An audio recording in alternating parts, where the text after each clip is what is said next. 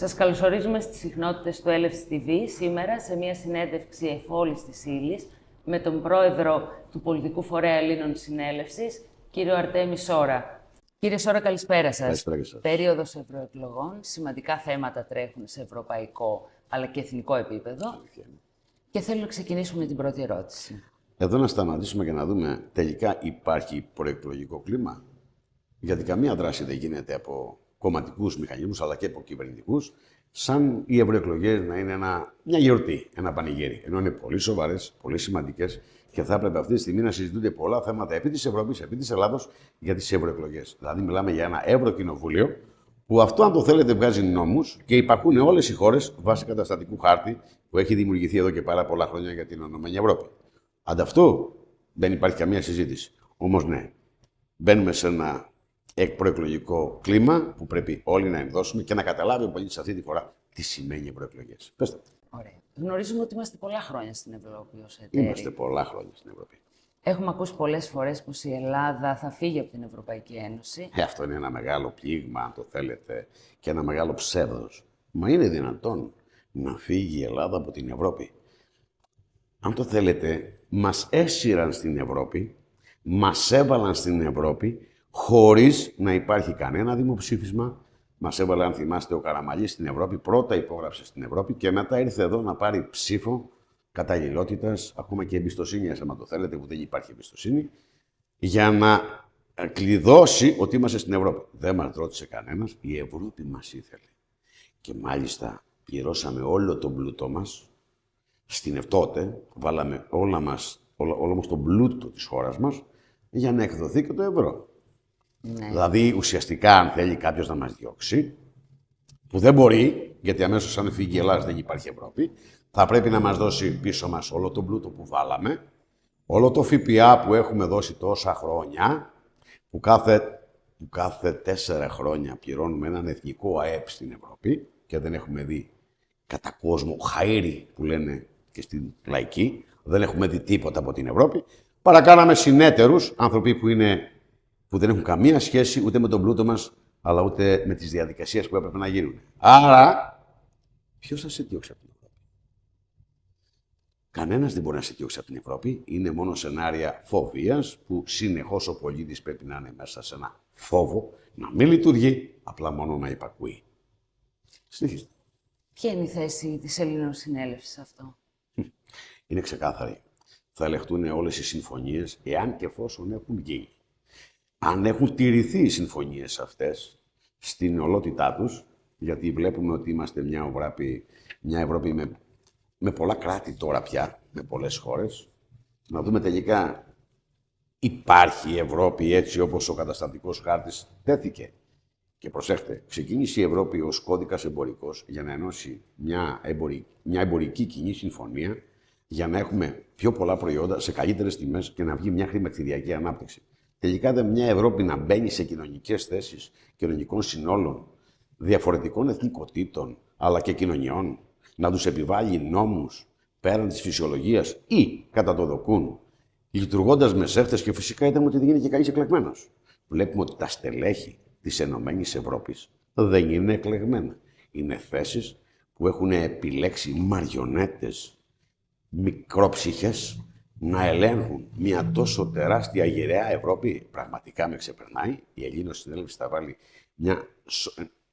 βάλει μια σοβαρή ευθυγράμμιση και στις συμφωνίες, αλλά και σε μια νέα εποχή μιας πραγματικής Ευρώπης που πραγματικά ανήκει στην Ελλάδα, σε όλη μας τη διαδικασία στην Ευρώπη, διότι σε όλα τα ευρωπαϊκά μέρη υπάρχουν χτερίσματα ελληνικά, αρχαίοι πολιτισμοί δικοί μου, ίχνη ελάνιας πολιτισμικότητας και θα πρέπει αυτό να μπει σε μια βάση δεδομένων για να αρχίσουμε να βλέπουμε την Ευρώπη ως Ευρώπη. Σαφώς να τηρηθούν οι όροι της συμφωνίας που δεν έχουν τηρηθεί μέχρι τώρα, δηλαδή είμαστε τόσα χρόνια στο ευρώ, είμαστε τόσα χρόνια στην Ευρωπαϊκή Ένωση, πληρώνουμε τόσο μεγάλο πλούτο δικό μας, αλλά και το μετοχικό κεφάλαιο που βάλαμε στην αρχική συμφωνία και φυσικά η Ελλάδα μου δεν έχει τίποτα. Παρά ανταυτού, βλέπουμε να λένε ότι η πολιτισμένη Γερμανία, η πολιτισμένη Ιταλία, η πολιτισμένη Αγγλία, η πολιτισμένη Γαλλία. Τι πολιτισμό έχει? Επειδή έχει τρένα, επειδή έχει τρόλι, ενδεχομένως να έχει και οδικούς άξονες καλύτερους από μένα. Φυσικά, όταν μια χώρα την έχει παραμελήσει και την πατάς, και φυσικά εκτελούνται διαταγές, άμα το θέλετε, έτσι, γιατί όλοι γνωρίζουμε ότι οι κυβερνήσεις μέχρι τώρα οι δικές μας είναι μόνο με διαταγές Ευρωπαϊκής Ένωσης και η Ευρωπαϊκή Ένωση διοικείται με σέχτες και μάλιστα σκοτεινές. Αυτό θα πρέπει να σταματήσει. Θα πρέπει να δείξουμε τη δύναμη και τη δυναμική των κρατών χωρών και μιας πραγματικής δημοκρατίας που όλοι για αυτή μιλάνε, αλλά τελικά δεν εκτελείται πουθενά. Ας αρχίσει η Ελλάδα να βλέπει, εμείς που όχι εφήβραμε, αλλά είμαστε πραγματική ολότητα στη δημοκρατία ως δημιουργήματα της ίδιας της δημοκρατίας μας. Με κρίση και αρχή ως πολίτες. Η Ελλήνωση Συνέλευση θα αλλάξει όλο αυτό το χάρτη, θα κόψει κάθε ψεύδος, κάθε γελιότητα, αλλά και κάθε παραπλάνηση, παράφραση που μέχρι τώρα έχει υποθεί για τον Έλληνα πολίτη και δι' για την Ελλάδα. Μόνο προσβολές ακούσαμε από την Ευρώπη. Μόνο προσβολές. Πεινασμένοι, τεμπέληδες, τι ακούσαμε? Ακούσαμε να μας δίνουν λεφτά εμάς οι Ευρωπαίοι. Εμείς που όλη η Ευρώπη στηρίχθηκε με τον πλούτο το δικό μας από πάρα πολλούς χρόνους, το οποίο θα το βρούμε σε άλλη εκπομπή και όχι σε αυτή τη συνέντευξη. Όπως προαναφέρατε, παρατηρούμε διαφορετικές οικονομίες ανάμεσα σε χώρες, με την Ελλάδα να βρίσκεται σε πολύ χαμηλό επίπεδο. Εδώ θέλω να σας θέσω το εξής ερώτημα. Υπάρχει ισότητα στην Ευρωπαϊκή Ένωση? Και βέβαια όχι, δεν υπάρχει. Σήμερα η Ευρώπη θυμίζει ένα τηλεπαιχνίδι, η οποία με τρελή ανομαλία. Μα είναι δυνατόν να είμαστε σε μια Ευρώπη? Φυσικά, αν δείτε και την ακρίβεια ίδιων προϊόντων σε όλη την Ευρώπη, η Ελλάδα κατέχει την πιο μεγάλη θέση σε μια τεράστια άλογη ακρίβεια, η οποία δεν υπάρχει λόγος να υπάρχει. Αυτό είναι ένα τηλεπαιχνίδι που εκτελείται μέσα στην Ευρωπαϊκή Ένωση με θύμα τον Έλληνα πολίτη και την Ελλάδα. Αυτό γιατί να επιτραπεί μέσα από το χάρτη, ακόμα και τον εμπορικό της Ευρωπαϊκής Ένωσης? Δεν φτιάξαμε μια Ευρώπη. Άλλωστε, μιλάμε τώρα για ισότητα. Βεβαίως δεν υπάρχει και θα πρέπει να υπάρξει αυτή η ισότητα και στις κατασκευές, αλλά και στα έργα που πρέπει να γίνονται σε κάθε χώρα. Μιλάμε για μια τεράστια. Η Ελλάδα μας έχει μια τεράστια ακτογραμμή που δεν έχει ούτε μαρίνες, δεν έχει τίποτα. Μιλάμε για το 2024. Μιλάμε για αεροδρόμια. Ό,τι αεροδρόμια δεν είναι ελληνικά. Και πώς να επιτραπεί αυτό? Δεν είναι κανένα ελληνικό. Είναι δίθεν και τα χαμηλές και η Ελλάδα δεν έχει χρήματα να φτιάξει αεροδρόμια. Μιλάμε για πώληση νερού. Αν πωλήσουμε το νερό. Μιλάμε για Ευρωπαϊκή Ένωση τώρα και να σου πουλάνε το νερό και να έρχεται η Γερμανία με παράγοντα της Ευρώπης να αγοράσουν τους δήμους σου. Μα πώς να αγοράσεις το Δήμο? Υπάρχουν πάρα πολλά άσχημα πράγματα που συμβαίνουν στην Ελλάδα, ενδεχομένως και έχουν γίνει και σε άλλες χώρες της Ευρώπης, αλλά ιδιαίτερα στην Ελλάδα πρωτοστατεί η διαπλοκή, τα τεράστια τα σκάνδαλα. Βεβαίως δεν υπάρχει καμία ισότητα πουθενά. Σαφώς η δικαιοσύνη φέρνει μια μεγάλη ευθύνη, άμα το θέλετε, όλο το τμήμα της δικαιοσύνης, αλλά και πώς να μην φέρνει όταν η δικαιοσύνη διοικείται από μια κυβέρνηση η οποία πραγματικά δεν θυμίζει και δεν έχει κανένα ελληνικό στοιχείο, δεν ενδιαφέρεται καθόλου για τον Έλληνα πολίτη, αλλά και για καμία ελληνικότητα, άμα το θέλετε. Βεβαίως έχουμε δει χώρες λοιπόν να υπάρχει μια ανισότητα μέσα στην Ευρώπη και με ποια διαδικασία η Ευρώπη ξεκίνησε με 12 χώρες και τώρα βλέπουμε στην Ευρώπη να υπάρχουν πολύ περισσότερες από τις 12. Ποια είναι τα κριτήρια που μπαίνει μια χώρα? Ποια είναι τα κριτήρια της Ευρώπης? Πώς ψηφίζονται και πώς θα έχει ευρωβουλευτεί αυτή η χώρα? Έχουμε δει τεράστιες ανισότητες λοιπόν στην Ευρώπη. Αυτές θα πρέπει να σταματήσουν, να εκτελεστεί ο καταστατικός χάρτης που ξεκίνησε από την αρχή. Δεν γίνεται εμείς να θάβουμε τα προϊόντα μας, να με υποχρεώνει μια Ευρώπη να θάβω τα προϊόντα μου, τα λεμόνια μου, τα πορτοκάλια μου, τα μήλα, τα χλάδια, αλλά τελικά να εισάγουμε σαν Ελλάδα από την Αργεντινή, από τη Χιλή, από την Τουρκία που δεν είναι Ενωμένη Ευρώπη και άλλες χώρες που δεν είναι Ενωμένη Ευρώπη, αλλά τελικά δεν ξέρω ποιος δίνει το δικαίωμα να παίζουν και αθλήματα αλλά και καλλιτεχνικό στοιχείο να τρέχει μέσα στην Ευρώπη χωρίς να είναι Ευρώπη. Όπως και στη Eurovision. Ως καλλιτεχνικό ευρωπαϊκό θεσμό βλέπουμε να συμμετέχουν και χώρες εκτός Ευρωπαϊκής Ένωσης. Εξηγήστε μας πώς γίνεται αυτό. Άρα, ποια διοίκηση της Ευρώπης είναι αυτή που επιτρέπει να διαγωνίζονται χώρες πέραν της Ευρώπης? Αυτό πάω να σας πω, ότι είναι ένα σολολό. Ό,τι θέλει ο καθένας και δεν μιλάει κανένας. Άρα λοιπόν δεν γίνεται να έχουμε Eurovision και να έχουμε διαγωνισμό να έρχεται το Αζερμπαϊτζάν, η Γεωργία. Όχι ότι οι άνθρωποι δεν πρέπει να διαγωνιστούν. Δεν λέω κάτι τέτοιο. Λέω ότι υπάρχει ένας διαγωνισμός Eurovision, άρα θα πρέπει να βγάλει η Eurovision το δικό της, η Αμερική το δικό της, η Νότια Αμερική το δικό της, η Ασία, άμα το θέλετε, και όλες μαζί να πάμε σε ένα παγκόσμιο πρωτάθλημα, όπως πάει και στο ποδόσφαιρο. Δηλαδή, υπάρχει παγκόσμιο πρωτάθλημα ποδοσφαίρου, αλλά η κάθε χώρα τρέχει στο παγκόσμιο. Η Αμερική με τους δικούς της παίχτες, η Νότιος Αμερική, η Ευρώπη, έτσι δεν είναι. Άρα δεν γίνεται λοιπόν τώρα να μιλάμε για Eurovision και χώρες πέραν της Ευρώπης. Αυτό είναι, άμα το θέλετε, ότι η Ευρώπη δεν έχει καμία σοβαρότητα. Δεν ξέρει τι κάνει, που πάει, τι θέλει. Και δεν έχει να κάνει με ένα συμβούλιο ευρωπαϊκό, να συνδεθούν οι μέτοχοι και οι άνθρωποι να συμφωνήσουν και να συμβάλλουν σε έναν ευρωπαϊκό στόχο και σκοπό. Πού πάει η Ευρώπη? Είχαμε πραγματικά μια ανισότητα τόσο στο οικονομικό κομμάτι, αλλά ακόμα και στη διαδικασία όπως είχαμε. Βλέπουμε τους διαγωνισμούς της Ευρώπης, οι οποίοι πραγματικά είναι άνισοι. Και δεν μπορεί αυτό να συμβαίνει. Που σημαίνει ότι θα πρέπει να έχουμε μια πολύ πιο σοβαρή θέση στην Ευρώπη. Αλλά ποια Ευρώπη? Εμείς είμαστε η Ευρώπη. Εμείς θα πρέπει να οργανώσουμε την Ευρώπη, να τη θεσπίσουμε, να τη θωρακίσουμε, να μην συμβαίνουν όλα αυτά. Και αυτό θα συμβεί με πραγματικούς βουλευτές ψηφισμένους από τον ίδιο τον λαό, από τον ίδιο τον πολίτη. Για θέματα που μπορούν να τρέξουν τη διαδικασία. Για άτομα τα οποία δεν χρωστάνε πουθενά, δεν είναι απλές μαριονέτες, ξέρουν που πάνε, ξέρουν τι θέλουν, ξέρουν τι λένε. Όπως εμείς στην Ελληνική Συνέλευση. Ωραία. Κύριε Σόρα, τώρα θέλω να περάσουμε σε ένα άλλο θέμα, στην υγεία. Είναι προφανές, το ζούμε και το ζήσαμε στην περίοδο της πανδημίας, έντονα να υπάρχει μια ευρωπαϊκή πολιτική με αναφορές νόμων υποχρεωτικότητας και να επικαλούμαστε συνέχεια τον Ευρωπαϊκό Οργανισμό Φαρμάκων. Ακούσαμε όμως βουλευτές, ευρωβουλευτές να αντιδρούν σε κοινές αποφάσεις της Ευρώπης. Θα το δούμε πρώτα αυτό. Εδώ είναι ένα μεγάλο κομμάτι, το οποίο τρέξαμε σε μια πανδημία ο πλανήτης, υπάκουσε η Ευρώπη και κατ' επέκταση όλες τις χώρες και βεβαίως η Ελλάδα, μέσα από μια παγκόσμια ατζέντα. Άρα μιλάμε για μια παγκόσμια πανδημία, που δεν είμαι ειδικός να κρίνω αν είναι αληθινή ή όχι. Σαφώς υπάρχει ο ιός, πάρα πολύ ισχυρός. Εδώ είναι ένα κομμάτι το οποίο μιλάμε για έναν προκατασκευασμένο ιό, για να σκοτώσει ανθρώπους, να δολοφονήσει ανθρώπους και δεν είναι, αν το θέλετε, παραμύθι το ότι στον πλανήτη σέχτες και οργανωμένες ομάδες σκοτεινών ανθρώπων προσπαθούν να μειώσουν τον πληθυσμό και το έχουμε δει επί χρόνια. Μιλάμε για την υγεία. Θα σας πω τούτο. Όλα τα παιδιά εμβολιάζονται από την ώρα που θα γεννηθούν. Αυτό που θα πω είναι ότι κληρονομικότητα είναι υγεία. Η δημιουργία δεν έχει καμία τέλεια. Έχει μια κληρονομικότητα υγεία για να ζει συνέχεια. Η ασθένεια είναι μια αποστατική θέση που συνεχώς στο περιβάλλον μας συμβαίνει επειδή εμείς οι ίδιοι το επιτρέπουμε. Και την υπηρετούν αυτή την αποστασία χιλιάδες άνθρωποι που δουλεύουν μέσα σε αυτό το μηχανισμό της αποστασίας που κατά κόσμο εσείς το λέτε σύστημα. Δεν είναι σύστημα. Εμείς είμαστε το σύστημα.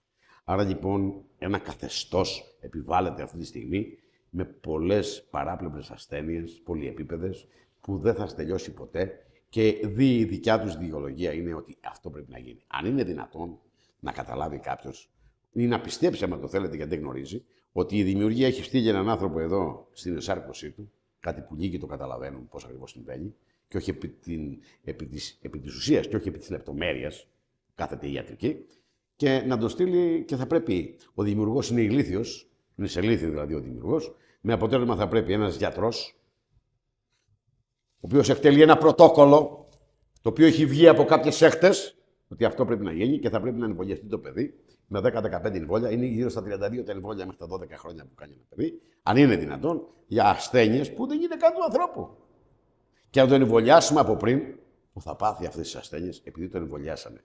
Είναι αδιανόητο για τα ελληνικά δεδομένα, τουλάχιστον για το μυαλό του δικό μου, για το νου του δικό μου, να σκεφτώ ότι υπάρχει μια ατέλεια στη δημιουργία και έρχονται λοιπόν θνητοί άνθρωποι με πάθη, με αδυναμίες, γελιότητες, που θα τολμήσω να πω ότι πολλοί από αυτούς είναι μη άνθρωποι, να σου δώσουν λύση αυτό που δεν μπορεί να κάνει ο δημιουργός, αν είναι δυνατόν. Ζήσαμε μια πανδημία, ζήσαμε λοιπόν, αν το θέλετε, μια νομοθετική ρύθμιση, η οποία σκότωνε τον πολίτη, τη δουλειά του, την οικονομία του, αλλά σκότωνε και τον ίδιο τον πολίτη, την ίδια την υγεία. Οι ειδικοί βγήκαν στον πλανήτη λοιπόν και κατήγγειλαν αυτά τα εμβόλια ότι δολοφονούν κόσμο, είδαμε να πέφτουν σε δημόσια θέα, σε τηλεοπτικές κάμερες, σε γήπεδα, αθλητές, άμα το θέλετε, να πέφτουν νεκροί την ίδια ώρα και πόσοι άλλοι δεν έχουμε δει. Διπλανοί μας αυτή τη στιγμή όλοι έχουν, αν το θέλετε, εμπειρία από γείτονες, από φυγικό περιβάλλον. Πεθαίνει πάρα πολλοί κόσμος. Κοινώς σκοτώσαν τον κόσμο. Εκείνο που θέλω να πω όμως ήταν ότι μιλάγαν για υποχρεωτικότητα, ενώ υποχρεωτικότητα δεν υπήρχε. Εδώ είναι ένα παράτολμο κομμάτι που μιλάμε για δολοφονία πραγματική, όταν θα σε έδιωχνε από τη δουλειά σου ή θα έβαζε στον επιχειρηματία πρόστιμο 10.000 και ίσως και παραπάνω, εάν δεν σε έδιωχνε, επειδή δεν είχε κάνει εμβόλιο, αλλά όταν πήγαινε να κάνει το εμβόλιο, δεν ήταν υποχρεωτικότητα από τον νόμο. Θα έπρεπε εσύ να υπογράψεις μια υπεύθυνη δήλωση ότι ναι, θέλεις να κάνεις το εμβόλιο και μάλιστα αυτή τη μάρκα.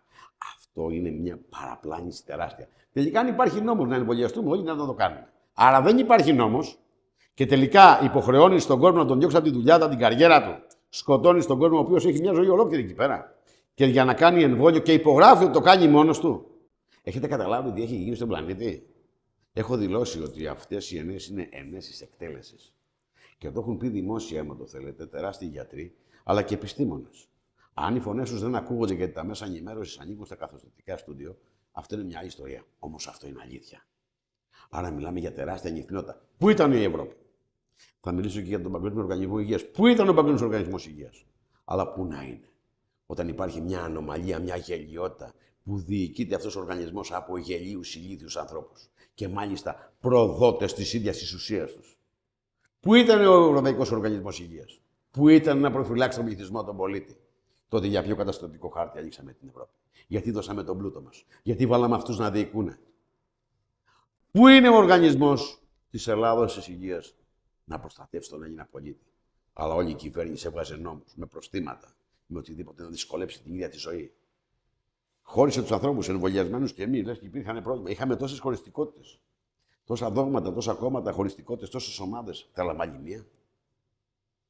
Έγιναν πάρα πολλά τεράστια λάθη, με ανευθυνότητα τεράστια και κανένας δεν παίρνει την ευθύνη. Αυτό είναι πραγματικά τραγικό να συμβαίνει. Η Ελλήνωση Συνέλευση θα επαναφέρει κάθε βλάβη που έχει γίνει και θα προβάλλει τις αλήθειες του δικαίου παντού.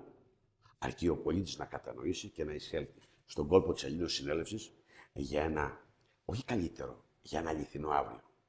Για ένα πραγματικά αληθινό αύριο, το οποίο μπορεί να συμβεί εφόσον η θέληση του πολίτη είναι πολύ ισχυρή, που με ελεύθερη βούληση θα εισέλθει μέσα στον κόλπο της Ελλήνωσης Συνέλευσης με την ίδια την προσωπικότητα.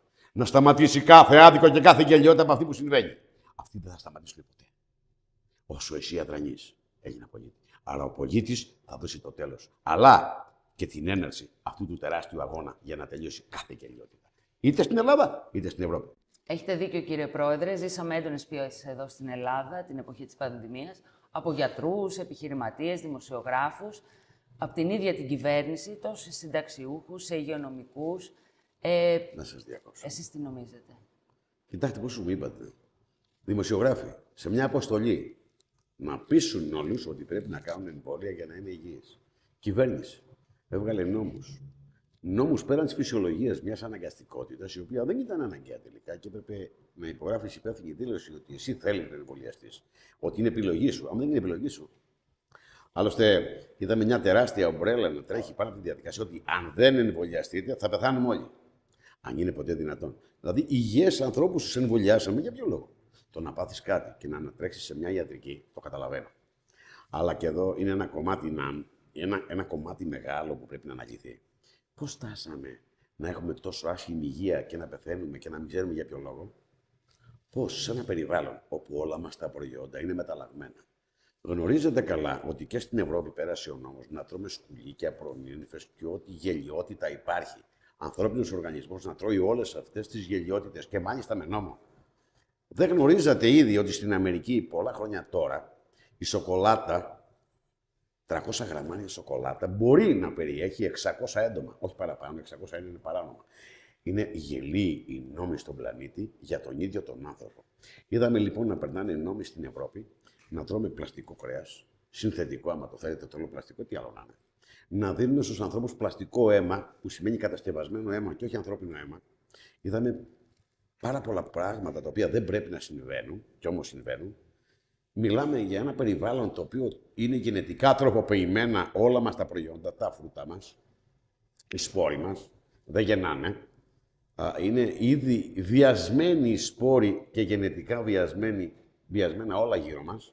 Βλέπουμε τα ζώα να είναι τροποποιημένα, υβρίδια, τα γουρούνια να είναι υβρίδια, τα πρόβατα να είναι υβρίδια, συνεχώς είναι μια υβριδιακή κατάσταση. Ράτσες παντού, τα χόρτα μας είναι παραβιασμένα, δηλαδή η τροφική μας αλυσίδα, οι ντομάτες, τα φρούτα μας όλα. Μιλάμε για χιλιάδες αεροψυκασμούς, που στην Ελλάδα, άμα το θέλετε, το κάνει ο ΕΛΓΑ, νομίζω, έτσι. Υπάρχει οργανισμός, ο οποίος τον πληρώνει το ελληνικό δημόσιο για να ψεκάζει συνεχώς δίθε και τάχα μου για τροποποίηση καιρού. Τι τροποποίηση καιρού? Αυτός είναι ο πλανήτης, αυτές είναι οι εποχές, αφήστε τις να εξελιχθούν. Βλέπουμε λοιπόν ότι ο ήλιος έχει μια ομπρέλα, μια ασπίδα και φυσικά είναι με. Κανένας δεν μπορεί να ξέρει το τι περιέχει και το τι μέταλλα και το τι χημικά, τι στυρώσεις, τι μύκητες, τι βακτήρια, τι ιούς εμπεριέχουν όλα αυτά τα υλικά που χιλιάδες αεροπλάνα και πτήσεις γίνονται σε όλο τον πλανήτη και ψεκάζουν τον πλανήτη και τους ανθρώπους σαν μύγες. Βλέπουμε λοιπόν ότι άπειρα έντομα αποστατικά υπάρχουν. Υπάρχουν 600.000 είδη κοριών. Όλα τα φρούτα μας επηρεάζονται από έντομα τα οποία δεν τα βλέπει το ανθρώπινο μάτι. Το σώμα μας κατοικούν κατοικίες εντόμων που δεν θα έπρεπε να υπάρχουν. Όπου αφήσεις νερό βρωμίζει και γίνεται μία γλίτσα αποστατική που δεν θα έπρεπε να υπάρχει, γιατί το νερό είναι διαβιές, έχει τρεις διαδικασίες που είναι η αθανασία του. Άχρωμο, άοσμο, άγευστο. Και θα έπρεπε όπου πέφτει το νερό να μείνει εκεί. Και όχι όλες αυτές οι γελιότητες που είναι εκεί μέσα να σου λένε ότι είναι ζωή. Δίθεν ύψη αυτοεπιστήμονες. Δεν είναι ζωή, είναι η γελιότητα της αποστασίας που εμείς το επιτρέψαμε. Και σήμερα μιλάτε για υγεία. Μιλάτε να έχουμε υγεία. Πώς να έχεις υγεία? Δεν υπάρχει τίποτα φυσιολογικό γύρω σου. Όλα είναι τεχνικό και μια αποστασία που δεν θα έπρεπε να υπάρχει.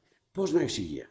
Μετά έρχεται μια μεγάλη βιομηχανία των αποστατών να σε κάνει καλά κατά κόσμο. Δηλαδή να σου δώσει υγεία που σε έχει ήδη αρρωστήσει.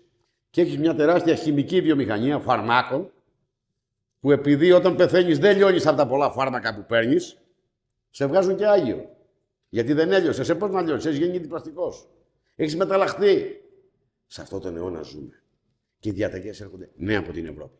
Ναι από τον Παγκόσμιο Υγεία που υπακούει η Ευρώπη και βεβαίως η επέκταση είναι η χώρα μας. Και αυτό θα πρέπει να σταματήσει. Ποιος έκανε λοιπόν τη ζημιά στις μέρες μας? Οι δημοσιογράφοι, οι διδάσκαλοι μεγάλοι που έπεσαν τον κόσμο και που εκφοβίζαν τον κόσμο όλο. Με τι? Με γιατρούς που δεν τους είχατε ξανακούσει? Που υπήρχαν παγκοσμίου φήμηση γιατροί και επιστήμονες και λέγανε όχι, δεν πρέπει να γίνουν τα εμβόλια και ότι αυτά μεταλλάσσει το ανθρώπινο DNA. Αλλά τελικά οι δικοί σου γιατροί εδώ, σε κυβερνητικό έργο μαζί με την κυβέρνηση, που σκηνοθετούσε όλο αυτό το έγκλημα, έπειθαν και εκφόβιζαν τον κόσμο να κάνει τα εμβόλια. Αυτή είναι η Ελλάδα μας. Αυτό θέλουμε. Αυτή είναι η Ευρώπη μας. Πού ήταν η Ευρώπη τότε να μπει στη μέση? Και ποιος εκφόβησε την Ευρώπη? Και ποια Ευρώπη σε εκφόβησε εσένα? Είδαμε στις μέρες μας όμως, ιδιαίτερα για το ατύχημα των τεμπών, που μιλάμε για μια πολύ καθαρή δολοφονία, έτσι. Μιλάμε ότι έχουμε ένα τρενάκι, όχι σαν όλες τις άλλες χώρες που είναι χιλιάδες τα τρένα τους. Ένα τρένο που πάει από την Αθήνα στη Θεσσαλονίκη, ένα μέχρι την Πάτρα δεν πάει ακόμα, δεν υπάρχει άλλο τρένο. Στο 2024, σε μια προοδευτική χώρα όπως είναι η Ελλάδα μας, με ένα τεράστιο καταστατικό οικονομικό χάρτη όπως είναι της Ευρώπης, εμείς έχουμε μείνει πίσω. Ούτε τραμ δεν έχουμε. Ένα τραμ στην Αθήνα και αυτό γιατί έγιναν Ολυμπιακοί αγώνες. Μιλάμε για μια τριτοκοσμική χώρα μέσα στην Ευρώπη που λέγεται Ελλάδα. Αυτό δεν το έχει επιτρέψει η Ευρώπη. Το επέβαλε η Ευρώπη. Με γενίους νόμους. Με υπανθρώπους που μισούν το ελληνικό στοιχείο. Και με μαριονέτες κυβερνήσεις εδώ. Κανένας τους δεν έχει ελληνικό DNA. Κανένας τους δεν έχει ελάνια μόρφωση. Κανένας δεν έχει τίποτα ελληνικό μέσα του. Τίποτα. Απεχθάνεται μισή την ελληνικότητα και τον Έλληνα. Και εσείς τους έχετε και κυβερνάνε. Και αυτό να τους πάτε στην Ευρώπη. Όχι, εδώ τελειώνει. Οι Έλληνες θα βάλει σε αυτό ένα τέλος. Να συνεχίσω όμως αυτό. Ήδη στην Ευρωπαϊκή Ένωση αυτή τη στιγμή υπάρχει πολύ μεγάλο θέμα. Και θα πρέπει εμείς να τρέξουμε σε αυτή τη διαδικασία. Ιδιαίτερα σε θέματα υγείας όπως είναι στην Ελλάδα, έχουν επέλθει από την Ευρώπη. Χιλιάδες φάρμακα τα οποία τα σκευάσματα είναι πάρα πολύ φθηνά στην Ευρώπη. Στην Ελλάδα μας είναι πανάκριβα. Γιατί? Πού είναι η Ευρώπη να βάλει μια κλίμακα εκεί? Έχουμε πολλές φορές διαπιστώσει φάρμακα τα οποία είναι ελληνικής παραγωγής, στην Ελλάδα να είναι ακριβά, ή εισαγωγής, άμα το θέλετε, να είναι πάρα πολύ φθηνά και να πουλούνται 5 και 6 και 10.000% παραπάνω στην Ελλάδα. Για ποιο λόγο? Ποιος είναι ο παράγων, ποια είναι η υπηρεσία που θα βάλει ένα στόπ και ποιος μετράει αυτή τη διαδικασία? Πού ασφαλίζεται ο πολίτης? Πού η οικονομική πολιτική? Ουσιαστικά είναι ένας χορός εκατομμυρίων με θύματα τον ίδιο τον πολίτη. Ουσιαστικά σου πουλάνε υγεία μέσα από τα φάρμακα και προδιαγράφεις και υπογράφουμε το θάνατό σου. Αυτή είναι η Ελλάδα. Αυτή είναι η ζωή μας. Αυτός είναι ο βίος. Αυτό θέλετε όλοι? Πότε αυτό θα σταματήσει? Πότε? Βγάζοντας συνέχεια τις ίδιες κυβερνήσεις που είναι από τον Καποδίστρα και δεύτερον. Οι φιλογαλλικές, οι φιλογερμανικές, οι φιλορώσικες, οι φιλοαγγλικές, οι φιλογαλλικές, οι φιλοεβραϊκές, οι φιλοχριστιανικές. Οκ, αυτή είναι η πατρίδα σας, άμα αυτό θέλετε. Η Ελλήνος Συνέλευση δεν βλέπει τίποτα από αυτά. Βλέπει με ωριμότητα πια την αλήθεια του δικαίου και θα πορευτεί με αυτή στον ίδιο στόχο και σκοπό για μια ολότητα να κάψει και να εξαφανίσει κάθε ψεύδος και κάθε γελιότητα. Τα δίκαια και τα δικά μας θα προταθούν από την Ελλήνος Συνέλευση σε όλη την ολότητά τους. Με όλο το είναι του εαυτού μας. Αυτό έχω να δηλώσω.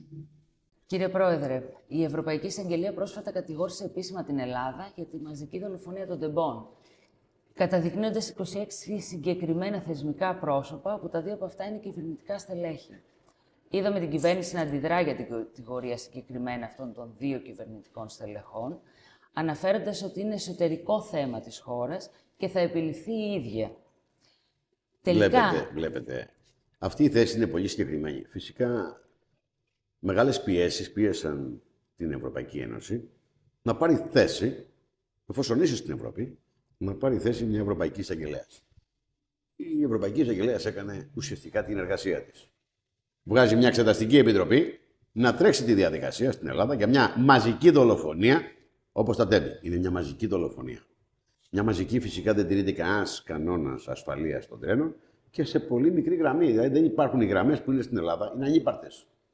Και προσφάτως, άμα το θέλετε, πουλήθηκε ως ένα εθνικό δίκτυο να πουλάμε σε ιδιώτες, αν είναι δυνατόν. Δηλαδή υπάρχει ιδιώτης πλουσιότερος από το κράτος μου. Όπως και να έχει όμως, είδαμε την κυβέρνηση, άμα το θέλετε, να παίρνει μία θέση απέναντι στην Ευρώπη και να της λέει: δεν θα βάλουμε εμείς φυλάκες στη χώρα μας, θα κάνουμε ό,τι θέλουμε. Εμείς είμαστε εκλεγμένοι. Μιλάει έτσι στην εισαγγελέα, στην Ευρωπαϊκή Εισαγγελέα. Αυτό μας δίνει τη δυνατότητα να σκεφτούμε τελικά. Η χώρα είχε λιγμούς, και δεν θα πω λιγμούς, γιατί ο λιγμούς είναι μια άλλη λέξη. Όχι, μπορεί η χώρα να αντιδράσει σε ένα διάταγμα της Ευρώπης, εφόσον το συμφέρον της εκτίθεται, και να πάρει θέση και να πει: αυτό δεν το κάνω. Αν τώρα θυμηθούμε το μνημόνιο όπως τώρα που λένε, δεν θα μας πείτε εσείς, θα το λύσουμε μόνοι μας, εσωτερικό θέμα. Όχι, δεν είναι εσωτερικό θέμα. Ανήκουμε στην Ευρώπη. Σκοτώσατε μαζικά τόσο κόσμο και έχει και πολλούς αγνοούμενους που φτάνουν με τα 157 θύματα. Αν δεν απατώμε, αν το νούμερο είναι σωστό. Άρα μιλάμε για μια μαζική δολοφονία με ένα τρενάκι που απάνω ήταν 200 άτομα. Και σκοτώσατε τον κόσμο. Γιατί έτσι ήταν μια προφητεία που έπρεπε να εκτελεστεί, γιατί αλλιώς δεν υπάρχει λόγος. Άρα, κύριοι, μπορούσατε και επί του μνημονίου, που κάνατε ολόκληρο θέμα μέσα στα κανάλια, ή οι δημοσιογράφοι και όλοι οι κάφροι. Να συγχωρήσετε και αυτή τη λέξη που λέω, αλλά μόνο αυτό μπορεί, μια καφρίλα είναι αυτή. Που τρέξατε να πτωχεύσετε δίθεν και τάχα με την Ελλάδα, για να βάλουμε τη χώρα μας στο μνημόνιο για 4,5 δις. Είστε αδιανόητα ηλίθιοι. Είστε προδότες. Και δεν θα έλεγα καν προδότες, γιατί δεν είστε καν Έλληνες, γιατί προδότης ήταν ο Έλληνας. Ο Έλληνας πολίτης γιατί προδίδει τη χώρα του και τη θέση του και δεν παίρνει θέση τώρα.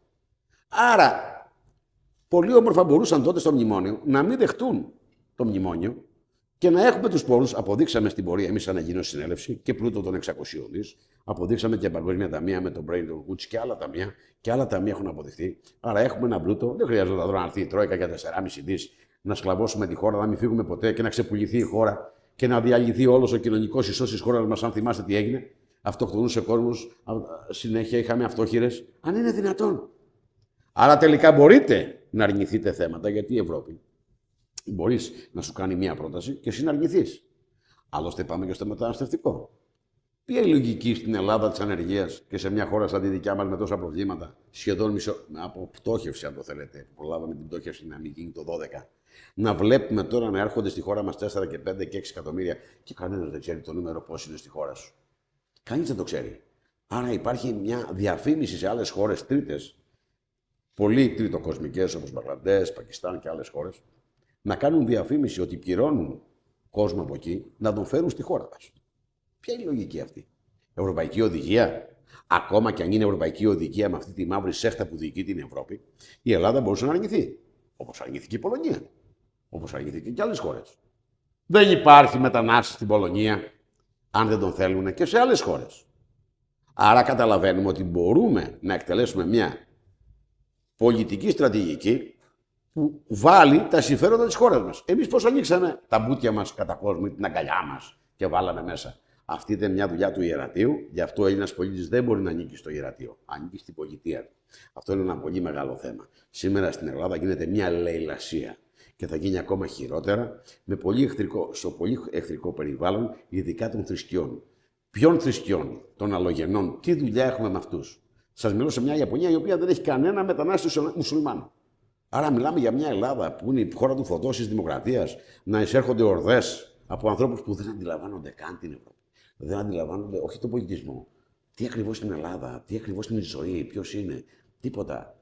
Είναι άτομα τα οποία είναι, αν το θέλετε, συσπηρωμένα στη μαυρίλα τους και επιδοτούνται, άμα το θέλετε, με δικά σου λεφτά. Χρηματοδοτούνται όλα με τα χρήματα του Έλληνα πολίτη. Αυτό θα πρέπει να σταματήσει. Αλλά για να γίνει κάτι τέτοιο, θα πρέπει εσύ να κατανοήσεις τι συμβαίνει.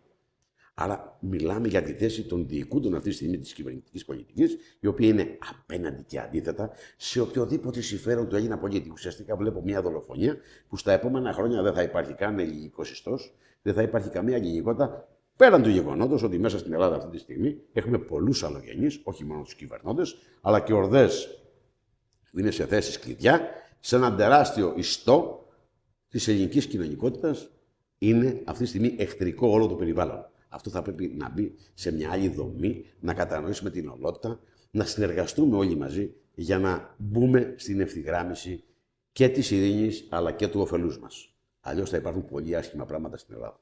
Υπάρχει μια άλλη μεγάλη αλήθεια που θα επιμείνω. Άκουστε. Η Ευρώπη είναι πτωχευμένη. Από το 1934 και εντεύθεν, όλα τα ευρωπαϊκά κράτη είναι πτωχευμένα. Η Ελλάδα δεν ήταν πτωχευμένη. Η Ελλάδα έχει κάνει την πτώχευσή της, αν το θέλετε, το 1934. Επανήλθε. Αυτοί δεν έχουν επανέλθει. Εμείς δεν υπογράψαμε τότε μνημόνιο. Και πώς να πτωχεύσουμε εμείς όταν μας χρωστάει η Γερμανία πάρα πολλά δάνεια, γύρω στα 5,5 δισεκατομμύρια από τότε. Μας χρωστάει ο Ιταλός, ο Μουσουλίνη είχε πάρει και αυτός δάνειο 1,5 δις. Άρα μιλάμε για μια Ελλάδα που στήριξε την Ευρώπη και μεταπολεμικά και πολεμικά. Και μετέπειτα βλέπουμε μια τράπεζα της Ανατολής, η οποία όλες οι χώρες της Ευρώπης και όχι μόνο, μεταλαμπαδεύουν, αλλά και βγάζουν την οικονομική γραμμή τους από τον πλούτο που λέγεται Τράπεζα της Ανατολής και μετοχές του Χρυσού. Βλέπουμε την Τράπεζα της Κεντρικής της Ελβετίας να δημιουργείται με χρυσό δικό μου και με χρήματα δικά μου. Άρα καταλαβαίνετε την αναγκαιότητα του ελληνικού στοιχείου στην Ευρώπη. Μόνο στον πλούτο μου κάθονται και μόνο στα δικά μου, στους δικούς μου θρόνους. Άρα μιλάμε ότι δεν πρόκειται ποτέ να φύγει γιατί εσύ είσαι η Ευρώπη, εσύ τη στήριξες. Η Ελλάδα δεν πτωχεύσε ποτέ. Την πτωχεύσαν τώρα με το μνημόνιο και πήγαν να την πτωχεύσουν. Και μπήκε τώρα σε μνημόνιο η Ελλάδα χωρίς λόγο και αιτία, ενώ οι άλλες ήτανε. Άρα ποια στήριξε την Ευρώπη? Ο γαλλογερμανικός άξονας που εισήλθε να κάνει τι? Να φτιάξει το Ευρωπαϊκό Ταμείο. Δικό μου είναι το Ευρωπαϊκό Ταμείο. Και μην γελιόμαστε. Η Κεντρική Τράπεζα της Ευρώπης δεν υπάρχει. Χρέη Κεντρικής Τράπεζας της Ευρώπης κάνει η Κεντρική Τράπεζα της Γαλλίας, η οποία παρεπιπτόντως όλα της τα έσοδα αλλά και τον πλούτο είναι μόνο ελληνικός και μάλιστα κλεμμένος. Άρα ας μην γελιόμαστε για την Ευρώπη, πρέπει να πρωτοστατήσουμε στην Ευρώπη για πάρα πολλά θέματα που τρέχουν και για την ίδια τη Ρώμη, άμα το θέλετε. Τη μετέπειτα, που εσείς το λέτε Ράιχ, και αυτό είναι η Ρώμη δικιό μου, γιατί η Ρώμη είναι των Ελλήνων. Η μετέπειτα, η Χαζάρικη, η πρώτη, η δεύτερη και η τρίτη δεν είναι δικιά μας. Ας γίνει η τέταρτη. Άρα θα πρέπει να καταλάβουμε ότι η Ευρώπη μας ανήκει. Το Ευρωκοινοβούλιο θα πρέπει να υπάρχει ένα αμυγές ελληνικό στοιχείο, όπως της Ελλήνων Συνέλευσης, για να βάλει τα πράγματα στη θέση τους. Απ' την άλλη, δεν θέλω να ξεχάσει κανένα σας ότι οι ευρωπαϊκές χώρες όλες είναι πτωχευμένες και ο πλανήτης όλες οι χώρες είναι πτωχευμένες με μνημόνιο, όλος ο πλανήτης είναι με μνημόνιο. Ας μιλήσουμε για την Ευρώπη. Όλες οι ευρωπαϊκές χώρες στο επόμενο διάστημα θα πρέπει να δανειστούν χωρίς τόπο, ώστε να ανέβει η οικονομία τους και να ξεφουσκώσει η φούσκα μιανού πλαστικού χρέους που έχει δημιουργηθεί από σέχτες ομάδες και από ηλιθίους οικονομολόγους. Ας λένε ότι θέλουν στα παράθυρα σαν παπαγαλάκια, απλά κάνουν οχλαγωγία. Η Ευρώπη θα δανειστεί, θα υπάρχει ένα κυρίαρχο μέλος που θα βάλει τα πράγματα στη θέση τους. Είναι η ώρα που θα πρέπει ο πολίτης να καταλάβει και να σταθεί δίπλα στην Ελλήνων Συνέλευση. Για λόγους που δεν καταλαβαίνει τώρα, αλλά τουλάχιστον να καταλάβει ότι η μάχη είναι δική του και η μάχη της εμφάνισής του θα εμφανιστεί ο ίδιος με την προσωπικότητά του να ψηφίσει την Ελλήνων Συνέλευση και να εισέλθει στους κόλπους για την αλήθεια του δικαίου. Όλα τα άλλα έχουν κανονιστεί. Η Ευρώπη, αν δεν δανειστεί από ένα υγιές, πραγματικό πλούτο, χωρίς να έχει κανένα τοξικό μέσα του, δεν μπορεί να κλειτώσει ούτε σαν Ευρώπη, αλλά ούτε σαν πλανήτης. Άρα θα υπάρξει ένα χρήμα που θα είναι πλούτος που θα είναι μη τοξικός, θα είναι αληθινός, με όλα τα δίκαια και τα δικαιώματα που απορρέει από τον ίδιο τον πλούτο του. Και έτσι θα μπούμε σε μια άλλη πολιτική γραμμή, σε μια πραγματική οικονομία, που σήμερα λέω ότι πρέπει να βάλουμε τις βάσεις. Οι βάσεις είναι εδώ στην ελληνικότητα την ίδια, χωρίς κόμμα, χωρίς δόγμα, χωρίς χρώμα, σε μια πραγματική ένωση, για μια πραγματική Ευρώπη. Ξεκίνησε ελληνική, είναι ελληνική από τα αρχαιότατα χρόνια. Όλα και τα πάντα. Δεν υπάρχει. Αν σκάψουν οι Γερμανοί, δεν θα βρουν τίποτα γερμανικό. Οι Εγγλέζοι δεν θα βρουν τίποτα γερμανικό. Οι Εγγλέζοι μπορούν να βρουν καμιά φενέκη, την περούκα, η οποία είναι αξίωμα, κάνα κανόνι μετέχει. Δεν μπορούν να βρουν τίποτα άλλο. Ούτε αγγλικά παλιά βιβλία δεν θα βρουν, ούτε γερμανικά. Δεν υπάρχει τίποτα. Ούτε Ισπανοί. Ούτε Ιταλοί. Δεν γίνεται να πηγαίνουμε παντού και να βλέπουμε πραγματικά αρχαίους ναούς. Και πάνω στους αρχαίους ναούς που να έχουν χτίσει αυτοί τις εκκλησίες τους ή τους βωμούς τους σκοτεινούς. Μιλάμε λοιπόν για μια ελληνική Ευρώπη που πρέπει να θυμηθεί ο Έλληνας πολίτης, να δώσει τη δυναμική σε έναν εθνικό πολιτικό φορέα να αναδείξει. Όχι τη θέση μας, αλλά τη δικιά του θέση. Να μεταφέρει και να προκαλέσει όλους τους να δουν και να αναγνωρίσουν τη μεγαλοπρέπειά του και τα δικιά του. Το μεγαλείο του Έλληνα ανθρώπου και στην Ευρώπη, αλλά και στον υπόλοιπο κόσμο. Αρχίζουμε από την Ευρώπη για τις ευρωεκλογές μας. Οι ευρωεκλογές πρέπει οι Έλληνες όλοι να μετέχουν. Ένας ικανός αριθμός ανθρώπων να περάσει, να μπουν όλα τα θέματα επιτάπητος και να λυθούν θέματα που δεν λύθηκαν από την αρχή που ξεκινήσαμε. Η Ελληνική Συνέλευση είναι μονόδρομος. Είναι η λύση. Είναι η ίδια η φυσιολογία της αλήθειας του δικαίου και του πολίτη και της πολιτείας. Κύριε Σόρα, μια τελευταία ερώτηση που κυριαρχεί έντονα και αφορά τον πόλεμο στην Ουκρανία. Θέλω να ρωτήσω εάν και πόσο επηρεάζονται οι ευρωπαϊκές χώρες και η Ευρώπη γενικά από αυτόν τον πόλεμο. Θέλετε να σας πω και κάτι. Ο πόλεμος της Ουκρανίας, καταρχάς, ας είμαστε δίκαιοι. Εάν και εγώ προέρχομαι από ένα μεγάλο κομμάτι της Αμερικής, δεν έχει να κάνει με την Αμερική, εγώ μιλάω για έναν πλανήτη. Δεν μπορώ να πω ότι αυτή είναι η Αμερική, αυτή είναι η Ρωσία. Αν με ρωτήσετε σε ένα άλλο επίπεδο συζήτησης, δεν υπάρχει ούτε Αμερική ούτε Ρωσία. Ο πλανήτης είναι μόνος του, ακόμα και στρατηγική, άμα το θέλετε, το πώς κινείται στον πλανήτη. Όμως είναι πιο περίπλοκα τα πράγματα και πολυεπίπεδα, με αποτέλεσμα, ναι, αυτή τη στιγμή η Αμερική έχει σβήσει, έχει ένα μικρό φωτάκι κάπου ίσα που φαίνεται. Και οι Ρώσοι, θα πω το εξής, ότι στέκονται σε ένα πόδι, με αποτέλεσμα, αν ακουμπήσουν το άλλο κάτω, θα γίνει μια πολύ μεγάλη ζημιά. Υπάρχει όμως ένα δίκαιο. Οι Ουκρανοί θέλαν την αυτονομία τους. Θέλαν να είναι απομονωμένοι, να μην είναι τουλάχιστον έτσι όπως η Ρωσία πιέζει. Μια άλλη αλήθεια όμως είναι ότι η Ουκρανία, ιδιαίτερα το Κίεβο, πώς λέμε εδώ το κράτος των Αθηνών εδώ, κάτι τέτοιο συμβαίνει, άρα το κράτος του Κιέβου από την οικογένεια Ρος, εξού και το όνομα της Ρωσίας. Παλιά δεν υπήρχε Ρωσία, ήταν η Σοσιαλιστική Σοβιετική Ένωση. Τώρα τη λένε Ρωσία. Τώρα η Ρωσία να πάρει το όνομα από την οικογένεια Ρος, εγώ πραγματικά το βλέπω λίγο ξύμορο, αλλά δεν απασχολεί αυτό εμένα. Απ' την άλλη, βλέπουμε ένα Κίεβο να δίνει βασίλισσες και πριγκίπισσες. Όταν λέμε να δίνει βασίλισσες και πριγκίπισσες στον πλανήτη, να θυμάστε, δεν υπάρχει βασιλιάς και πρίγκιπα στον πλανήτη αυτό. Να μην είναι μαυροαίματος. Και θα μείνω λίγο σε αυτό. Γαλαζοαίματοι αυτοί δεν είναι. Βάλτε το καλά όλοι στο μυαλό σας, άνθρωποι της γης. Γαλάζιο αίμα δεν έχουν αυτοί, έχουν μαύρο αίμα. Και δεν κάνει να το χάσουνε. Μαύρο, σκοτεινό. Δεν έχουν καν αίμα.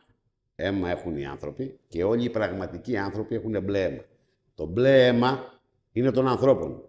Γι' αυτό αν δείτε τις φλέβες σας είναι μπλε χρώμα. Δεν είναι κόκκινες. Αν το αίμα ήταν κόκκινο όπως το λέτε εσείς, οι φλέβες θα ήταν κόκκινες. Η φλέβα είναι μπλε, γι' αυτό και έχετε μπλε αίμα. Στον ήλιο όταν εμφανιστεί το αίμα, τότε γίνεται κόκκινο γιατί υπάρχει το χρώμα από τα φάσματα του ήλιου. Γιατί και το χρώμα του ήλιου είναι μπλε. Γιατί μπλε είναι ουρανός. Αυτό είναι ένα ξεκαθάρισμα όσον αφορά για τα γέννη. Βασιλιάδων, πριγκίπων και αυτά είναι μαύρα, βάλτε στο μυαλό σας, μαύρα πίσα αίματα. Που δεν κάνει να το χάσουν. Γιατί θα πεθάνουν. Και γιατί προβάλλονται πολλοί από μύκητες, ιδιαίτερους μύκητες. Άρα λοιπόν βλέπουμε ότι δίναν βασίλισσες και πριγκίπισσες το Κίεβο στην Ευρώπη. Όλη η Ευρώπη, πριγκίπισσες και βασίλισσες έχουν πάρει από το Κίεβο. Αναρωτηθείτε γιατί. Σήμερα λοιπόν βλέπετε μια Ευρώπη με επέκταση της Αμερικής, που η Αμερική βοηθάει, φυσικά θέλει να βάλει βάσεις στην Ουκρανία. Όχι ότι δεν έχει. Απ' την άλλη, βλέπουμε λοιπόν όλη την Ευρώπη να βοηθάει την Ουκρανία σε όπλα και να υποχρεώνει τις χώρες, μαζί με την Αμερική, να είναι κατά της Ρωσίας με επίκεντρο την Ουκρανία. Αυτό είναι ένα κομμάτι το οποίο θα πρέπει να το λύσει η Ρωσία μόνη της. Γιατί έχει πολλούς Ρώσους στην Ουκρανία. Στην Ουκρανία εμείς πολεμήσαμε, μας πήραν οι Γάλλοι στο λαιμό τους, άμα θυμάστε παλιά ιστορικά, να πολεμήσουμε τους Μπολσεβίκους στην Ουκρανία. Χάσαμε κιόλας και μας το χρωστάνε. Δηλαδή, έχουμε εναντιωθεί στους Ρώσους και άλλη φορά. Άθελά μας πήραν στο λαιμό τους οι Γάλλοι, αλλά η ευθύνη υπάρχει ευθύνη. Και μετά ότι θα μας βοηθάγαν οι Γάλλοι στη Μικρά Ασία. Ούτε αυτό έγινε ποτέ, ούτε και θα γινόταν. Άρα λοιπόν βλέπουμε ότι σήμερα ο πόλεμος στην Ουκρανία δεν είναι της Ουκρανίας. Έχει πάει παγκόσμιος. Η Αμερική και η Ευρώπη είναι από πίσω, στέλνοντας χρήματα και όπλα στην Ουκρανία. Άρα η Ουκρανία δεν είναι μόνη της. Άρα η Ρωσία πολεμάει με όλη την Ευρώπη και την Αμερική. Αυτό είναι. Έτσι δεν είναι. Αυτό δεν μπορεί να συμβαίνει. Αυτό που θα σας πω είναι ότι το ΝΑΤΟ είναι Ατλαντική Συμμαχία. Στο ΝΑΤΟ όμως είναι και η Ρωσία. Αν δεν το ξέρετε, στο ΝΑΤΟ είναι και η Ρωσία. Άρα πώς το ΝΑΤΟ εναντιώνεται σε χώρα του ΝΑΤΟ, αυτό στο καταστατικό του ΝΑΤΟ δεν επιτρέπεται. Άρα αν θέλει η Ρωσία μπορεί να κάνει ένα βέτο στο ΝΑΤΟ. Στρατηγικά μπορεί να μην της συμφέρει τη Ρωσία να κάνει βέτο και να της πει «ΟΚ, έλα ΝΑΤΟ». Απ' την άλλη, το ΝΑΤΟ αυτή τη στιγμή δεν εκτελεί τα συμφέροντα του πλανήτη για ό,τι δημιουργήθηκε. Το ΝΑΤΟ δημιουργήθηκε σαν στρατός ασφαλείας όλων των κρατών, γι' αυτό και όλα τα κράτη δίνουμε όπλα στο ΝΑΤΟ. Πληρώνουμε το ΝΑΤΟ για να υπάρχει τα κράτη. Και η Ελλάδα δίνει όπλα και όλες οι χώρες δίνουν όπλα και χρήματα στο ΝΑΤΟ για να υπάρχει. Άρα πληρώνουμε ένα στρατό. Okay. Άρα το Συμβούλιο Ασφαλείας του ΟΗΕ μπορεί να δώσει διαταγή να επιτεθούν στη Ρωσία το ΝΑΤΟ. Το Συμβούλιο Ασφαλείας μόνο μπορεί να δώσει. Το ΝΑΤΟ δεν μπορεί να λειτουργήσει μόνο του. Εάν το ΝΑΤΟ λειτουργεί μόνο του, είναι παράνομο, καταστρεπτικό και δεν θέλω να καταλάβω γιατί κάποια στελέχη του ΝΑΤΟ, όπως Γενικός Γραμματέας και κάποια άλλα παιδάκια και μάλιστα γερμανόφωνα, βγάζουν αναγγελίες, ακόμα και δελτία τύπου. Απαγορεύεται να μιλάτε, ρε, είστε κουμπιά. Να βγάλετε το σκασμό και να μην μου το παίζετε πολιτικά αντρίκελα. Αν το Συμβούλιο Ασφαλείας βγάλει απόφαση να χτυπήσετε, τότε δεν θα χτυπήσετε, είστε κουμπιά. Το κουμπί δεν έχει βούληση. Άρα είστε κουμπάκια. Καθίστε εκεί λοιπόν και μην μιλάτε. Απ' την άλλη, στον ΟΗΕ μέσα, γνωρίζουμε βάσει καταστατικού χάρτη του ΟΗΕ, ότι όλες οι χώρες να πάρουν αποφάσεις και ό,τι απόφαση και να βγει, υπάρχουν 5 χώρες που μπορούν να ασκήσουν βέτο. Ξέρετε ποιες είναι οι χώρες που έχουν βέτο στα Ηνωμένα Έθνη? Λοιπόν, τα Ηνωμένα Έθνη, 5 χώρες έχουν βέτο, ό,τι και απόφαση να πάρουν τα Ηνωμένα Έθνη, όλες οι χώρες, 5 χώρες έχουν βέτο. Η Αμερική, η Ρωσία, η Γαλλία, η Αγγλία και η Κίνα. Που σημαίνει βέτο, τι σημαίνει? Πάρτε όποια απόφαση θέλετε. Εάν μία χώρα ασκήσει βέτο, δεν θα εκτελεστεί το χτύπημα, δεν θα γίνει τίποτα. Η Ρωσία λοιπόν είναι μία από τις χώρες στον ΟΗΕ που έχει βέτο. Άρα, αν αύριο συνταχθεί όλος ο ΟΗΕ, το Συμβούλιο Ασφαλείας και δώσει εντολή στο ΝΑΤΟ να χτυπήσει τη Ρωσία, η Ρωσία βάσει του βέτο που έχει δεν μπορεί να τη χτυπήσει κανένας. Άρα, αν η Ρωσία θέλει να ασκήσει ένα τέτοιο βέτο, έχει το δικαίωμα και έχει και βέτο. Άρα δεν θεωρώ καταστατικά και νομικά ότι η Ρωσία θα χτυπηθεί από το ΝΑΤΟ, γιατί έχει ίδια βέτο. Αρκεί να το χρησιμοποιήσει. Απ' την άλλη, η Ρωσία είναι στο ΝΑΤΟ. Πώς θα τη χτυπήσουν? Και πιο πέρα όμως ακόμα, βλέπουμε μια επιθετική πολιτική της Ευρώπης στη Ρωσία. Δεν το καταλαβαίνω. Εγώ σαν Έλλην άνθρωπος, δεν θέλω και δεν πρέπει και δεν έχω κανένα λόγο να αναδειωθώ στο Ρώσο. Η Ρωσία στήθηκε με Έλλην ανθρώπους. Τους βιάσανε επί Βυζαντίους, τους βάλαν το κυριλικό αλφάβητο, είναι αδέρφια μου και δεν έχω κανένα πρόβλημα πουθενά. Το ίδιο είναι και οι Αμερικανοί. Είμαι στην Ευρώπη, στη Γερά Ήπειρο. Μιλάω για Έλλην άνθρωπο και θα έρθει εμένα τώρα η Ευρώπη να με βάλει απέναντι ή μία κυβέρνησή μου να στέλνει όπλα στο Ζελένσκι, που ο λαός δεν θέλει. Τι δουλειά έχει ο λαός λοιπόν? Άρα, αν ο Πρωθυπουργός και η κυβέρνηση δεν αντιπροσωπεύει τον ίδιο το λαό, τι αντιπροσωπεύει τον εαυτό του ή τα συμφέροντά του? Ή τις επιταγές που έχει υπογράψει για να γίνει Πρωθυπουργός. Χρόνια όπως έχει στηθεί πολιτική στον πλανήτη, αλλά και οι εκλογές. Αλλά τώρα δεν είναι η ώρα να μιλήσουμε γι' αυτό. Θα σας πω ότι τρέχει μια διαδικασία ότι όλες οι κυβερνήσεις είναι κλέφτες, απατεώνες κλέβουν πλούτο δημόσιο συνεχόμενα, το κρύβουν μέσω εταιριών ή άλλων ανθρώπων και υπάνθρωπων με έναν τεράστιο ανθρώπινο μηχανισμό που τους θεωρούν αυγοί τους. Αυτό συμβαίνει χρόνια. Άρα κάθε υπόσχεση πολιτικού ή κυβερνητικού σχήματος που δίνει στον πολίτη ουσιαστικά χρηματοδοτεί την επόμενη ληστεία του. Άρα σήμερα οι πολιτικοί, ό,τι και να σας υποσχεθούν, θα χρηματοδοτήσουν την επόμενη ληστεία. Εσείς τι κάνετε? Τον αφήνεις και σε χρηματοδοτεί για την επόμενη ληστεία. Να πιστέψεις τι? Μην πιστέψεις τίποτα. Γνωρίζεις τόσα χρόνια έχουν γίνει τόσα πράγματα. Σε όλες τις χώρες αλλά και δει στην Ελλάδα. Άρα καταλαβαίνετε ότι η στρατηγική πολιτική στην Ευρώπη αυτή τη στιγμή θέλει πολύ προσοχή, γιατί μπορεί να ανάψει μια φωτιά που να μην σβήσει καθόλου. Και να μιλάμε για πραγματικά παγκόσμιο πόλεμο. Γιατί η Αμερική έχει πολύ χαμηλό προφίλ με πολύ μικρό φως. Άρα δεν της κοστίζει και τίποτα να μπει στη διαδικασία. Έναντι μιας Ρωσίας που βάλετε αυτή τη στιγμή και πρέπει να προστατευτεί. Αλλά να προστατεύσει και τους ανθρώπους του στο Κίεβο. Σε μια ειρηνική λύση, δεν είδα μια Ευρώπη να μπει σε μια ειρηνική λύση. Είδα μια Ευρώπη να γίνεται πολεμική μαζί με την Αμερική. Τελικά η Αμερική πρέπει να πάρει την ταυτότητά της. Να είναι αυτόνομη και να μην κρέμεται από κανένα φουστάνι ή κατσοδότα της βασίλισσας. Και αυτή και ο Καναδάς. Και όχι να κάνουν τέτοια θέματα. Η Ευρώπη είναι μια γεραιά ήπειρο. Η Ευρώπη ήταν αυτή που κατοίκησε την Αμερική. Οι Ινδιάνοι ήταν εκεί. Άρα μιλάμε για μια Ευρώπη γεραιά ήπειρο που πρέπει να είναι αντάξια της θέσης των ετών και του πολιτισμού που έχει δώσει και να φέρεται έτσι με αυτή τη γελία ανομαλία σε όλα τα επίπεδα, τα κοινωνικά. Αλλά και δει σε τόσο σπουδαία στρατηγικά θέματα, με σύνορα τα ουράλια όρη με τη Ρωσία. Για ποιο θέμα? Τι προσπαθεί να κάνει? Η Ρωσία ένωσε τη Γερμανία. Η Γερμανία δεν έχει σύνορα. Βλέπουμε τώρα την Ευρώπη να μην παίρνει θέση έναντι της Ρωσίας σε ένα θέμα της Ουκρανίας που πρέπει να λυθεί. Βεβαίως και η Ουκρανία για μένα πρέπει να έχει τη θέση της κανονικά, να είναι αυτονομημένη και χωρίς να βάλετε από ξένες δυνάμεις. Τελικά, το θύμα ποιος είναι? Τελικά θα γίνουμε όλοι θύματα. Με μια αρχή που λέγεται Ουκρανία και βοηθάμε όλη την Ουκρανία έναντι της Ρωσίας. Λέει πολεμάμε όλοι με τη Ρωσία. Είχαμε θέμα με τη Ρωσία και δεν το ξέρω. Αν είναι δυνατόν. Αυτά όμως τα θέματα, μια πολύ σοβαρή φωνή λογικής, αλλά και μια πραγματική στρατηγικής και πλούτο και οικονομικής δομής, είναι από την Ελληνοσυνέλευση. Η Ελληνοσυνέλευση στην Ευρωβουλή θα λύσει τέτοια θέματα. Γιατί προσωπικά εγώ είμαι ένα ουδέτερο στοιχείο στον πλανήτη, χωρίς να βλέπω χώρες. Εγώ βλέπω πλανήτη.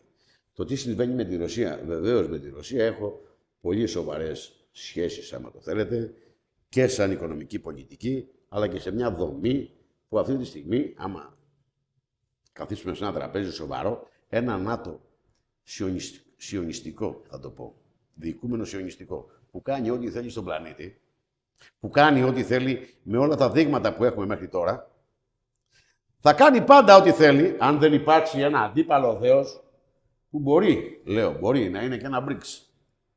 Που ξεχάστε το όνομα, γιατί το όνομα είναι 5 χώρες στα αρχικά τους. Θα μπουν και άλλες χώρες. Άρα ένας αντίθετος στρατός, που πραγματικά θα προάγει τα δίκαια και τα δικαιώματα των ανθρώπων, αλλά και μιας οικονομικής δομημένης κοινωνικής πολιτικής, το ΝΑΤΟ δεν θα μίλαγε έτσι και δεν θα έπαιρνε ό,τι ήθελε. Άρα είναι απαραίτητο αυτή τη στιγμή ένας δεύτερος παγκόσμιος στρατός για να εξισορροπήσει την ειρήνη, γιατί εάν θες ειρήνη θα πρέπει να είσαι έτοιμος για πόλεμο. Είναι δεδομένη αρχή. Σήμερα λοιπόν υπάρχουν θέματα που από την Ευρώπη ως επίκεντρο, γιατί είναι η Ευρώπη ως επίκεντρο, αν μη τι άλλο παρά ποτέ, θα πρέπει μια δυνατή ελληνική φωνή, αλλά και παγκόσμια, γιατί η φωνή η δικιά μου είναι παγκόσμια, να μπει στην Ευρώπη, ώστε να βάλει πολλά πράγματα στη θέση τους. Σήμερα, αν η Ουκρανία δεν είχε αυτές τις βοήθειες, θα είχε κάτσει σε ένα τραπέζι και θα είχε συζητήσει για τους Ουκρανούς. Τα εδάφη της Ρωσίας είναι συγκεκριμένα, δεν θα είχαμε αυτά τα παρατράγουδα, θα είχαν ηρεμήσει τα πράγματα, θα είχαν υπογράψει μια ειρηνική συμφωνία και δεν θα γινόσατε. Άρα σήμερα έχουμε μεταφέρει τον πόλεμο έξω από την Ουκρανία. Και συμμετέχουμε κι εμείς σαν Έλληνες. Όχι.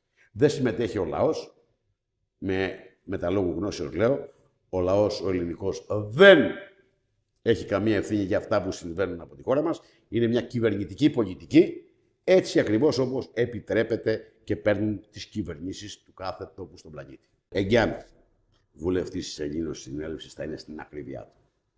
δεν θα πληρώνεται από πουθενά και δεν θα υπάρχει κανένας παράγοντας να τον πληρώσει, όπως είδαμε με την βουλευτή Καΐλη, η οποία πληρώθηκε για να γίνει το Μουντιάλ στο Κατάρ. Δεν είναι το μόνο παρατράγουδο. Είναι πάρα πολλά τέτοια θέματα. Άρα ουσιαστικά η Ευρωβουλή ουσιαστικά είναι μια πανδεσία να εισπράξουν χρήματα από οποιαδήποτε οργάνωση ή ακριβώς ζητηθεί. Η Ελλήνωση συνέλευση με τους ευρωβουλευτές τους θα είναι στην ακρίβεια. Είναι ακριβώς για το όφελος του Έλληνα πολίτη και για τη χώρα μας. Εγγυάμαι ότι οι άνθρωποι που θα περάσουν τις Ελλήνωσης συνέλευσης θα είναι στην ακρίβεια. Και όποιος οτιδήποτε ξεφύγει από το στόχο και το σκοπό του, αμέσως θα φύγει από τη θέση του. Ήδη έχει καθοριστεί στην Ελλήνωση συνέλευση. Η Ελλήνωση συνέλευση είναι μονόδρομος, οι βουλευτές μας θα είναι στο ακέραιο. Οποιοσδήποτε ξεφύγει χιλιοστό από την πορεία του, θα φεύγει από τη θέση του και θα αντικατασταθεί. Η Ελλήνωση συνέλευση είναι ο εθνικός πολιτικός φορέας για το όφελος του πολίτη, για την αλήθεια του δικαίου, όπου όλα και τα πάντα θα πάνε στην ακρίβεια. Κάθε ψεύδος, κάθε παράφραση, κάθε παραχάραξη, κάθε γελιότητα θα καεί, θα εξαφανιστεί, δεν θα υπάρχει. Το μεγαλείο της ελληνικότητας και όλων των συμφερόντων μας θα είναι το πρώτο μέλημά μας και όλα τα πνευματικά δικαιώματά μας θα τα πάρουμε πίσω, όπου και αυτά αν είναι. Θα γίνει πλήρη αποκατάσταση κάθε βλάβης που έχει συμβεί στην ελληνικότητα, στον Έλληνα άνθρωπο, στον Έλληνα πολίτη. Τόσο στη φυσιολογία του, όσο και στο περιβάλλον. Δυναμικός. Η Ελλήνωση συνέλευση μέχρι να σβήσει. Και πιστευτείτε, δεν θα σβήσει ποτέ. Σας ευχαριστώ πάρα πολύ, κύριε Πρόεδρε.